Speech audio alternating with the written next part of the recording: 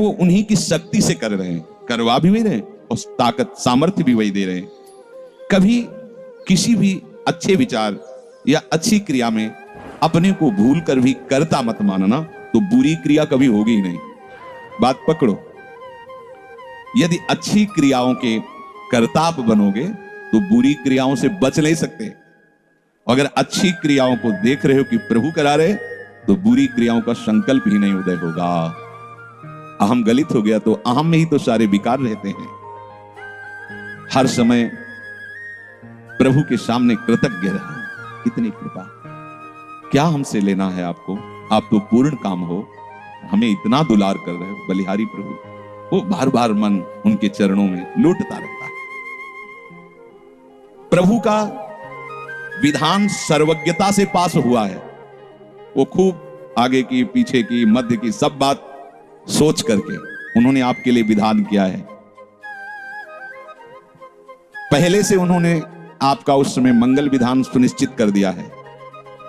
कैसी भी परिस्थिति हो, कभी ऊबना मत, घबराना मत, अधीर मत होना और अपने भगवत विश्वास में कमी मत आने देना। कैसी भी परिस्थिति हो, यह जरूरी है। उबना मत, बहुत हो गया, कष्ट सहते सहते कितना सहूं। नहीं, ये अगर ऐसा आ रहा है तो भी आप भगवद आश्रित नहीं हुए। नहीं, ऐसा आ ही नहीं सकता। बड़ा आनंद आता है, कष्ट में बड़ा आनंद आता है। पूरा का पूरा मन, इंद्रियां केवल प्रभु में होती है, क्योंकि कष्ट में कोई विषय की इच्छा तो होती नहीं किसी को भी। भारी पीड़ा है तो सब उसी में होती। जिसने अभ्यास किया है भगवत चिंतन का, आश्रय है प्रभु का, तो कष्ट में भाग के कहां जाएगा? उसी में तो एकदम तन्मय हो जाता है मन, इंद्रिया। आज जो आप भागवती का अभ्यास करते हो, तो आपको पूर्वाभ्यास परेशान करता है ना, विषय चिंतन। और जिसने पूर्व में खूब भजन किया है, तो आज विषयों के बीच में भी हो तो उसका भजन कैसे रुक जाएगा? सोचो जरा। आज आप खूब भजन की चेष्टा कर रहे हो, पर पूर्वाभ्यास आपको विघ्न पहुंचा रहा है ना। ऐसे ही यदि आपने भजन का अभ्यास किया, तो वर्तमान में कैसी भी दुखद, विषयमयी कैसी भी परिस्थिति हो, वो कैसे रुक जाएगा? जब असद अभ्यास सत अभ्यास के बीच में प्रकट हो रहा है, तो सत अभ्यास असत की सत्ता कैसे रहने देगा? इसीलिए जो भजन परायण जन होते, भारी से भारी विषम परिस्थिति में भी हर समय भजन करना नहीं होता, भजन नृत्य करता है, वो निहाल हो जाता है। सुख किसे कहते तब आप जानेंगे, सुख का परिचय तब आप जानेंगे जब इतना भरोसा हो कि कैसी भी परिस्थिति हो, उबना नहीं, घबराना नहीं, अधीर मत होना और विश्वास में कमी मत आने देना। कब तक भोगूं, कब तक? ऐसे लोग हैं, उद्दंडता करते हैं, पाप करते हैं, उनको बुखार भी नहीं होता। भजन में लगे लोगों को देखो, कितना कष्ट। ये क्या है प्रभु? कम से कम उनका शरीर स्वस्थ रखो तो आपका यश गा रहे भजन। उनका विधान सर्वज्ञता से भरा हुआ है। तुम अल्पज्ञ हो, तुम वर्तमान की बात सोच रहे हो। वो तीनों कालों को देखकर निर्णय करके परिस्थिति दिया, इसलिए मस्त रहो उनके भरोसे पर।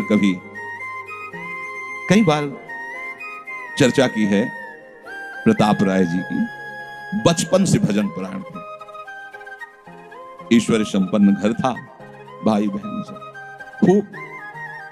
कुछ दिनों बाद माता पिता पधार गए, पूरा अधिकार।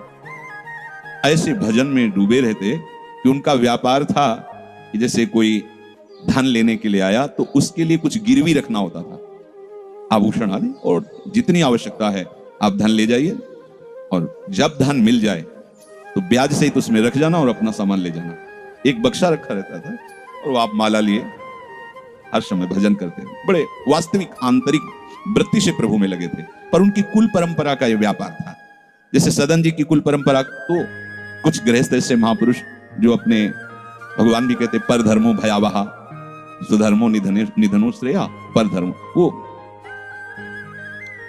जो वहां का काजी था, उसने देखा कि बिना किसी प्रयत्न के बड़ा आनंद इनके चल रहा है, तो जलन होती। जो भगवत विरोधी जन, विमुख जन होते हैं, तो जलन होती है। इसको दूसरे रूप में हम कह सकते हैं कि प्रभु अब उनके भजन का फल देना चाहते थे। दोनों बातें, परिणाम जान गए हैं, इसलिए हम कह रहे हैं प्रभु उनके भजन का फल देना चाहते थे। और वो वर्तमान से देखो तो वो द्रोही थे, भगवत द्रोही जन। 3 लोगों ने काजी से मिलकर कहा बड़ा सुख लूट रहा है, हम जाके देखा है बढ़िया काम बन जाए। वो देखता भी नहीं कि बक्से में क्या रखा गया। तो कुछ कंकड़ ऐसे झोली में, पहले थैली टाइप की झोली होती, गए प्रणाम किया और कहा हमें 10,000 रुपए की आवश्यकता है, यहाँ लिखो उसका तारीख दिन, और चेक भी नहीं कर। वो इतने विश्वास परायण भक्त थे, अभी तक ऐसा कुछ हुआ भी नहीं था। 10,000 रुपए। थोड़ी देर में दूसरा आ गया, थोड़ी देर में तीसरा आ गया, धन था। 3 दिन बाद एक आया, 10,000 का ब्याज, 10,000 रुपए उनका अपनी जहां रखा हो निकाल लीजिए। थैली निकाली और 2500 लोगों को पहले से काजी ने वहां भेज रखा था, सबके सामने डाला। देखो कितना पाखंडी है, हमारी सोने की सब जो आभूषण थे सब हटा के देखो इसमें पत्थर रख दिया। और वो पहले दूसरा आ गया, और प्रताप राय जी आपसे ये 10,000 रुपए, ये आपका ब्याज का पैसा। उसे अरे हाँ मेरे भी स्वर्ण। तीसरा है। फिर अब तो जितने गांव वाले थे जो श्रद्धा करते थे कि भक्त है, बड़ा उनका सम्मान था, सब उनके मुंह पे निंदा करने लगे। तिलक लगाए बैठे हो, कंठी बांधे हो, नाम जप करते, तुम्हें शर्म नहीं आती? तभी हम लोग सोचते थे कि कुछ करते हो नहीं, इतना माला माल हो रहे हो, ऐसी बेईमानी तुम करते हो। काजी आ गया, उसने कहा तुम रिपोर्ट लिखो। रिपोर्ट लिखाई गई, बादशाह के पास रिपोर्ट पहुंचा गई। उन्होंने कहा ऐसे पाखंडी को बंदी बना लिया जाए, सारी संपत्ति जब्त कर ली जाए।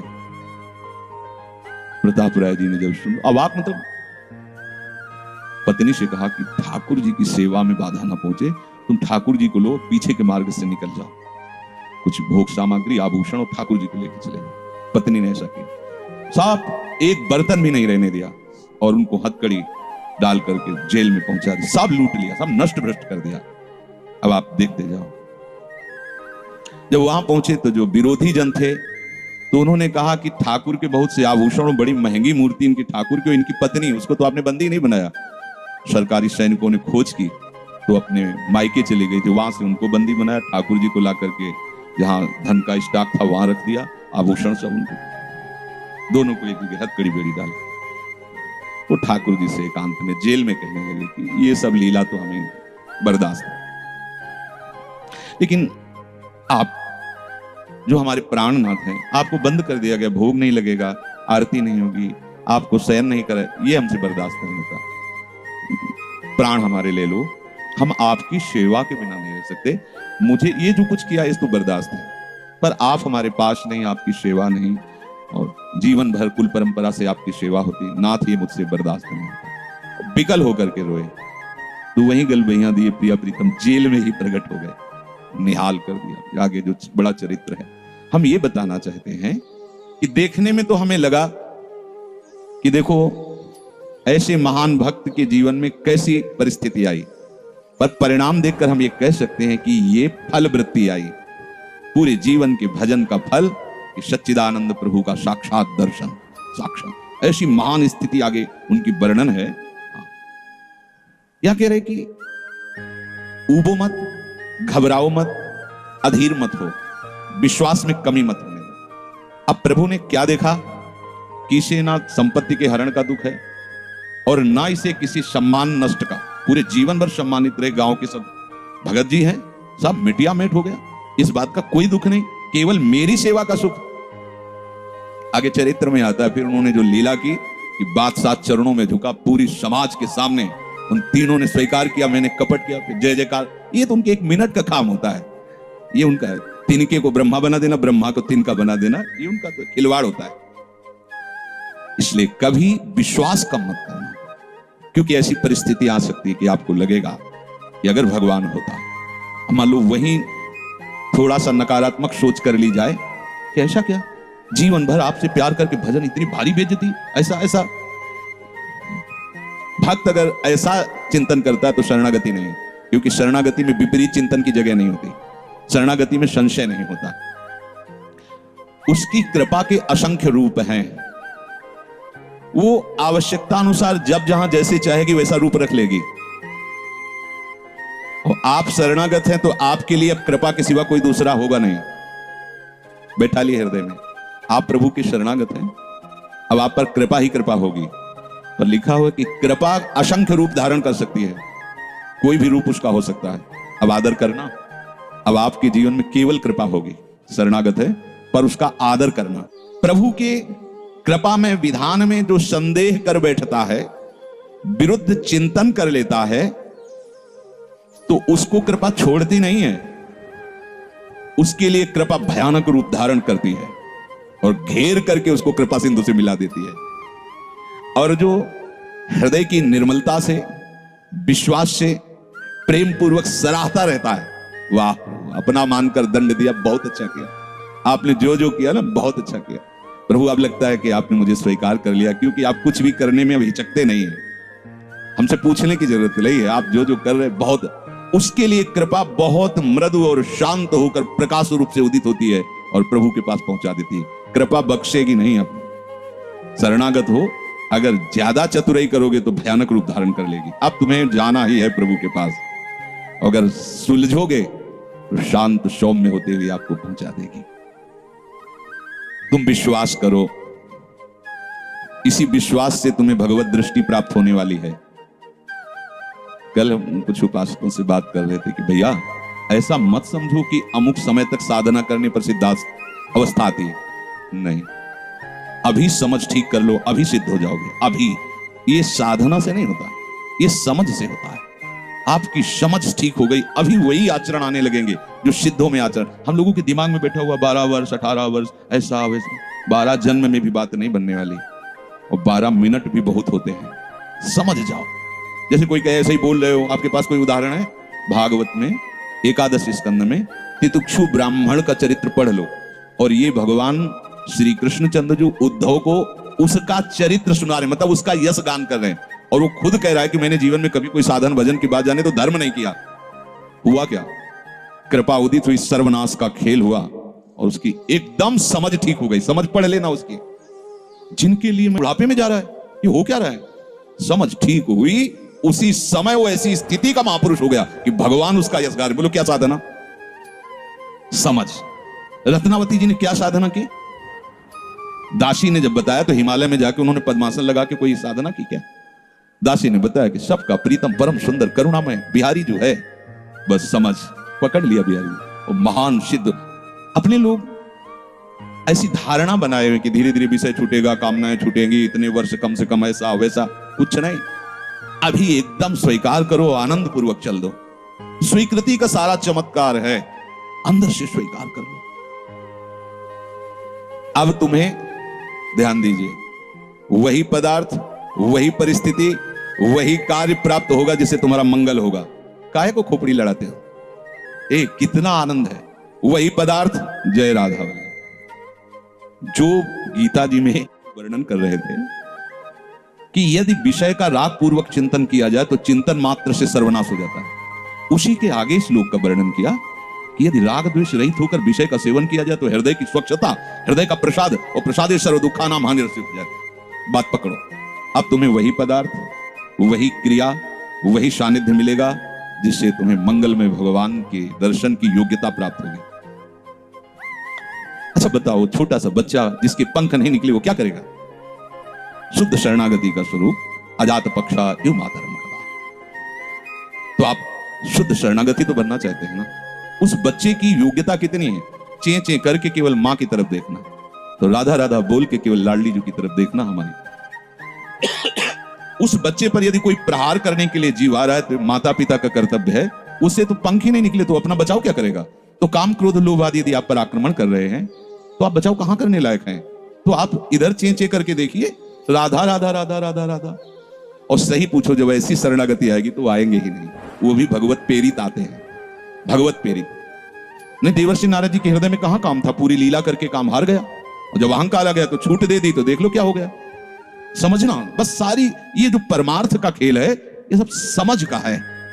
आश्रय से जो भगवान कहते हैं कि बुद्धि योगम ददामिते, बस ये बुद्धि योग हो गया कि मस्त हो जाओगे। तेषाम सतति युक्तानाम भजताम प्रीति पूर्वकम ददामि बुद्धि योगम तम। अब जो भी पदार्थ, जो भी क्रिया, जो भी सानिध्य, वो कृपा के द्वारा होगा। अब हमें उसमें न राग करना न द्वेष करना है, और इसका परिणाम क्या बताया? हृदय की स्वच्छता, परम प्रसाद और बुद्धि का भगवान में स्थित हो जाना। अब वो प्रतिकूल हुआ या अनुकूल हुआ? अगर प्रतिकूल हुआ तो आपने सोचा गलत सिद्धांत, अगर ये बात हम ना माने होते तो इससे सावधान रहते तो हमारे वो होना था। प्रभु का विधान था, उसमें कुछ है, बाद में देख लेना। उसका वो परिणाम होगा जो तुम नहीं निकाल सकते थे। उस प्रतिकूल पदार्थ वस्तु व्यक्ति के सानिध्य से वो ठीक हुआ है जो ठीक होना था, प्रभु ने भेजा है। अब तो तुम निश्चिंत हो जाओ, अब भय ना करो। समझ ला, प्रभु सर्वज्ञ हैं, तुम उनके भरोसे हो गए हो, आप कोई तुम्हारा मंगल कर ही नहीं सकता। बोले काम आता है, क्रोध आता है, गंदी बातें मन में रहती हैं। कहा जाता है जब ये तक हृदय में रहेंगे तब तक तुम्हें भगवत प्राप्ति नहीं होगी। शास्त्रों में खूब खुला वर्णन है, चाहे जहां देख लो। त्रिविधम नरकस्येदम द्वारम नाशन मात्मनः कामः क्रोधा तथा लोभा तस्मादेव त्रयं त्यजेत्। काम क्रोध मद लोभ सब नाथ नरक के पंथ। पर इसके बीच की हम एक रहस्यमयी बात आपको बताते हैं। यदि आपने भरोसा लाडली जी का कर लिया है और ये हैं, तो इनकी सत्ता नहीं, आने जाने वाले हैं और इनसे कुछ भी आपका नहीं बिगड़ने वाला। भरोसा इनका, ये तर्क वितर्क की बातें नहीं, ये श्रद्धा विश्वास की बातें हैं।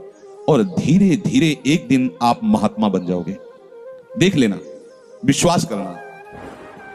कुछ बातें ऐसी होती है जो यहां की होती है, क्योंकि पूरा जीवन जिए हैं तो उसको देखा है। पढ़ी लिखी बातों को जब तक अनुभव में नहीं किया जाता तो ठीक से समझ में नहीं आती। अब जैसे ये बात केवल समझ में आ जाए कि निर्विकार हृदय ही भगवत प्राप्ति की योग्यता, बढ़िया है, बढ़िया शब्द है।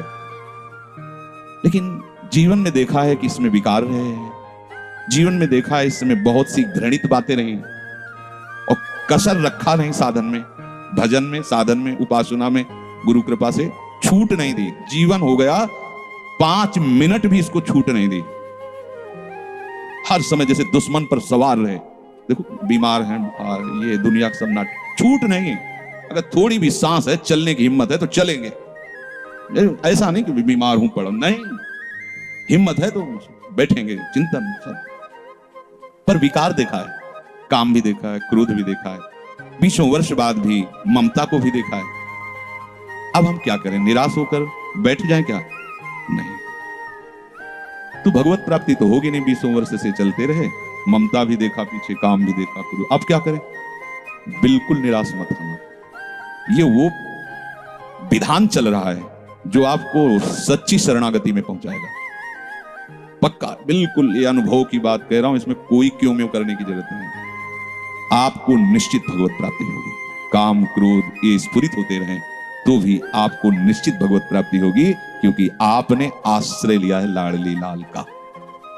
इस पर किसी का तर्क नहीं चलेगा। जैसे कोई कहे तुम्हारे कहने से होता है, पता नहीं तुम्हारी छाती का अनुभव गलत हो तो। ठीक वैसे ही विषयों का सेवन करने वाला सुग्रीव, ठीक वैसे ही मदांध बाली, वो नहीं जानता भगवान को। भगवान सुग्रीव नहीं जानता। हनुमान जी कहते हैं कि महापराक्रमी चक्रवर्ती सम्राट महाराज दशरथ जी के पुत्र भगवान श्री राम हैं। इनसे मित्रता कर लो तो तुम बाली के भय से क्या, कोई भी तुम्हें भयभीत नहीं, काल भी भयभीत नहीं कर सकता। हनुमान जी पर विशेष श्रद्धा और विश्वास सुग्रीव का था, बहुत प्रीत है। एक तरह से उनके मंत्री हित, जैसा वो आदेश करते तो वैसा।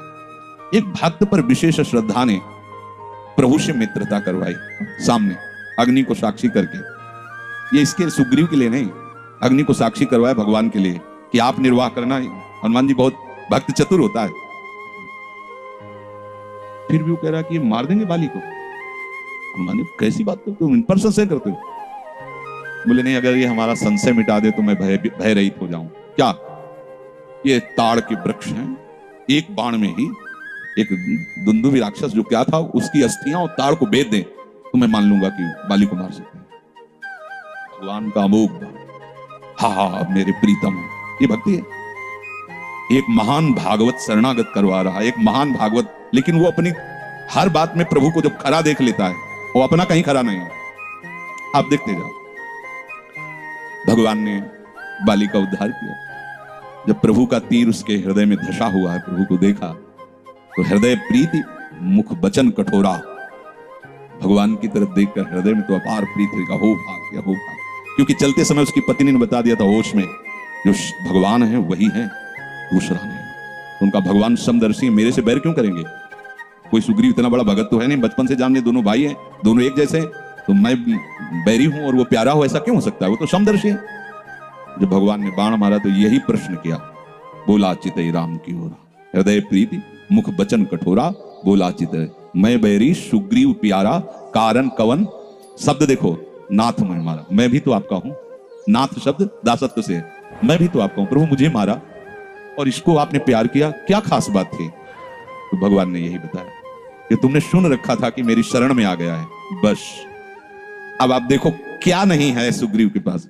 और आगे उसी चरित्र के सर्वज्ञ लेखक गोस्वामी श्री तुलसीदास जी लिखते हैं कि जेहि अग बधेउ व्याध जिमि बाली, सोई सुकंठ पुनि कीन कुचाली। कुचाली सब वही कुचाल की।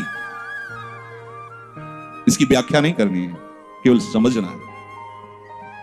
महाभागवत परम कर तूती विभीषण केरी, सपन हो राम तिंत जन अवगुण प्रभु मान न काऊ, दीन बंधु अति मृदुल स्वभाव, रहत न प्रभु चित चूक किए की, करत सुरत सहबाल ये की। इसने मुझे अपना माना बस।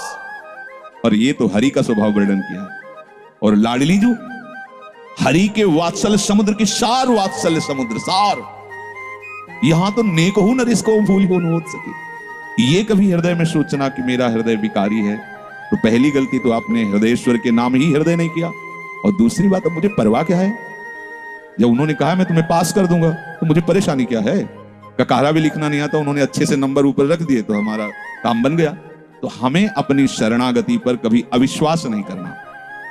हमें अपनी स्थिति को देखकर कभी अपने प्रभु पर प्रश्नवाचक चिन्ह नहीं लगाना, तो इसका परिणाम होगा भगवत प्राप्ति। बिल्कुल आप अच्छे से समझ लो, हमारी आपकी बुद्धि एक भुनगे की तरह है, और यात्रा ऐसी कि गरुड़ भी नहीं पार कर सकते। जाना वहां है जहां गरुड़ भी नहीं पार कर सकते। चाहे जितना उड़ान उड़े, आकाश का ओर छोर नहीं, जहां भी जाएंगे आकाश मिलेगा। भुनगा कितना उड़ेगा? अब क्या करें? वो वहीं से पुकारे, वो उनको आने में देर नहीं है, उनको आने में। बस शांत हो जाओ,